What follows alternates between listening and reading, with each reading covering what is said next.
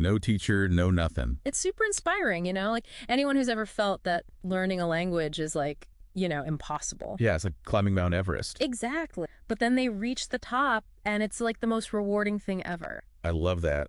And this person, they really spilled all the tea in this video. Oh, yeah. Like what kind of stuff? Where they talked about all the mistakes they made, those facepalm moments. I've had so many of those. Haha. Me too. But they also talked about those aha moments, when things finally clicked. Oh, that's so awesome. Like, did they talk about why they decided to learn English in the first place? Yeah, they did.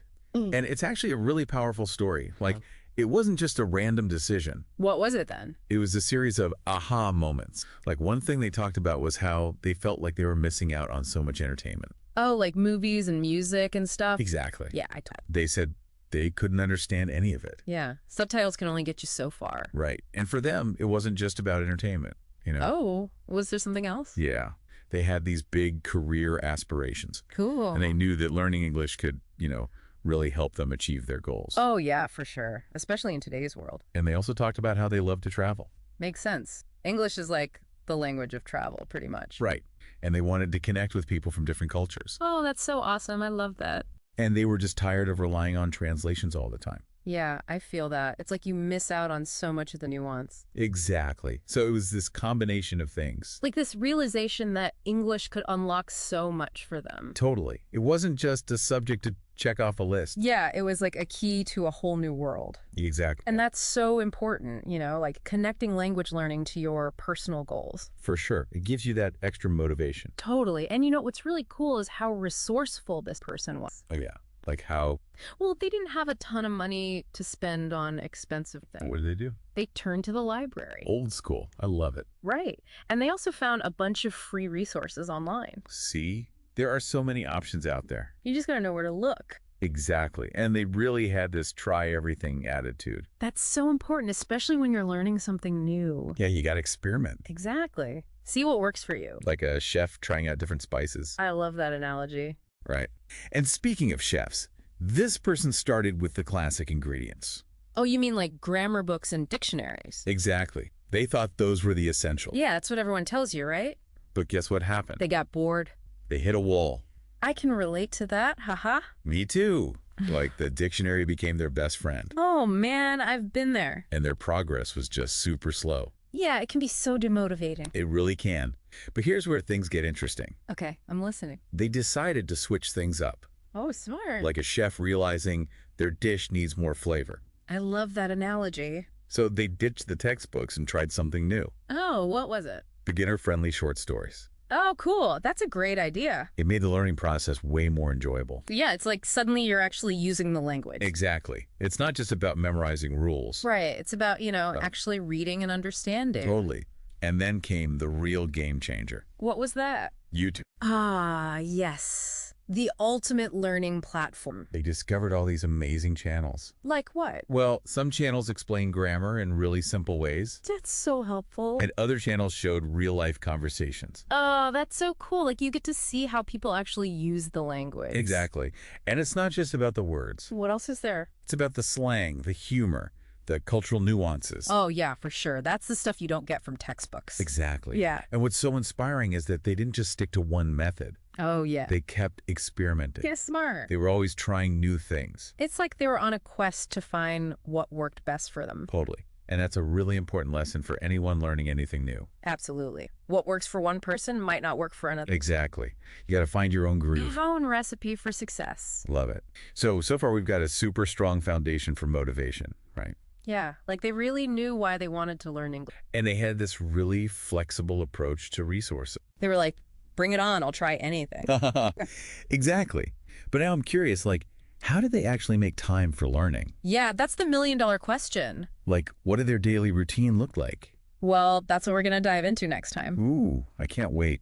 I'm already hooked on this story. Me too. It's like we're getting a sneak peek into the life of a successful language. It's so inspiring. And I think there are a lot of lessons we can all take away from this. For sure, whether you're learning English or any other language, or even just trying to master a new skill. It's all about finding what works for you and just going for it. I love that. It's about having that can-do attitude. And remember, you don't have to be perfect. Mistakes are part of the process. Embrace the messiness. Yeah, and have fun along the way. Absolutely.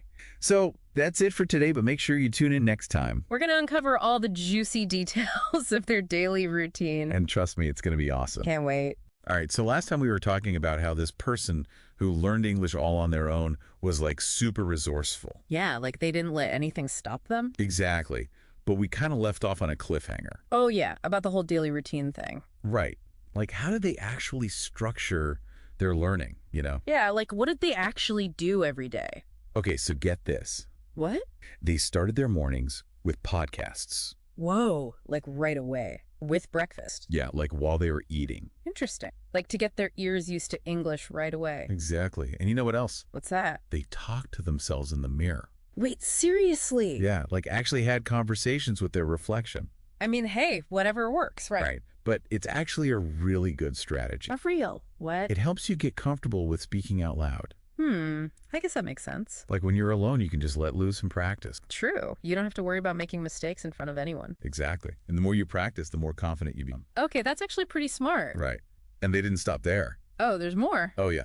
They would also shadow native speakers. Shadowing. What's that? It's basically like mimicking. Oh, like repeating what they say. Yeah, exactly. They have to find videos or audio clips of native speakers talking. Yeah, okay. And they try to copy their pronunciation and intonation. That sounds like a pretty intense workout for your tongue. It is. Yeah. But it's so effective. So they're already working on listening, speaking. What about reading and writing? Oh, they had a system for that too. Okay, tell me everything. In the afternoons, they'd focus on reading. What kind of stuff? They started with children's books. Really? Like picture books and stuff? Yep. And easy news articles. Huh. That's interesting. It's a good way to ease into reading in English. Yeah, I guess it makes sense. Start simple. Exactly. And they always had their trusty vocabulary notebook with them. Ah, the classic vocab notebook. But they didn't just write down random words. What did they do then? They wrote example sentences. So they could see how the words were actually used. Yep. That way they weren't just memorizing a bunch of isolated words. Smart. It's all about context, right? Exactly. And then, to practice their writing, they'd write short paragraphs. Like about anything. Pretty much. It could be about their day, their thoughts, anything really. So they were really hitting all 4 skills every day. They were. Listening, speaking, reading, writing, the whole shebang. Wow, that's impressive. But you know, learning a language isn't always sunshine and rainbows. Yeah, you're going to hit some bumps in the road. Exactly. Like what about all the times they messed up? Oh, they definitely made mistakes. Did they talk about that in the video? Oh, yeah. In fact, they had a whole section dedicated to it. Oh, really? What did they say? Well, they actually embraced their mistakes. Embrace them. Yeah, like they saw them as opportunities to learn. That's a good mindset. Right. Like instead of getting discouraged, they'd analyze their mistakes. And figure out how to improve. Exactly. They were like little detectives, you know? I like that. So what were some of the crimes they were solving? Well, one of their biggest mistakes was focusing too much on grammar. Oh, the grammar trap. Yep. They spent hours memorizing rules. But not actually using the language. Exactly. They were all about theory, but not so much about practice. Oof, I can relate to that. Me too. Like, I used to think that if I just knew all the grammar rules. You'd be fluent. Yeah. But it turns out that's not how it works. You got to actually speak the language. Exactly. And that brings us to another one of their mistakes. Okay, what's that? They were terrified of speaking. Oh, a fear of sounding silly. Yep. They were so scared of making mistakes. That they just avoided speaking altogether. Pretty much. I've totally been there. Me too. But they realized that they had to overcome that fear. Because speaking is like the key to fluency, right? Right. And you know what helped them? What? Starting small. Lady steps. Exactly. They started with those mirror conversations. So they could practice without judgment. Yep. And then they gradually worked their way up to talking with other people. Like language partners and stuff. Exactly. Cool. So they tackled grammar, speaking, anything else? Oh, yeah. They also realized they were neglecting their listening skills. Oh, that's a big one. It is. They were so focused on reading and writing. That they forgot about listening. Yep. And they said that's a huge mistake. Because you got to train your ears. Right. You have to get used to the sounds of the language. The rhythm, the intonation, all of that. Exactly. So they started listening to podcasts and audiobooks. That's a great way to immerse yourself. It is. And it really helped them improve their listening comprehension. Anything else? Or we're done with the mistakes? Oh, there's one more I wanted to mention. Get on me. They fell into the vocabulary trap. The vocabulary, what's that? They were obsessed with memorizing as many words as possible. Like quantity over quality. Exactly. They had this huge list of words. Oh, but they didn't really know how to use them. Yep. They were all about memorizing isolated words, Instead of learning phrases and chunks. right? And they realized that was a mistake. Because you got to know how to actually use the word. Exactly. So they started focusing on learning phrases and collocations. That's a much more natural way to learn vocabulary. It is. It's how native speakers actually use the language. I'm learning so much from this deep dive. Me too. It's like a master class in language learning, but like from a real person. Right. Someone who's actually been through it. And made a ton of mistakes along the way. But learn from them. Exactly. All right, so we've talked about the mistakes, the routine. Now let's get to the good stuff. The secret weapon. Yeah. Yeah. Like what really helped this person to accelerate their learning, like take it to the next level. Okay, so one thing that really stood out to me was their approach to immersion. Immersion. But they weren't living in an English-speaking country, right? Nope. But they found ways to create an immersive environment anyway. Oh, cool. How? Well, for starters, they switched all their devices to English. Like their phone and computer? Yep, all of it.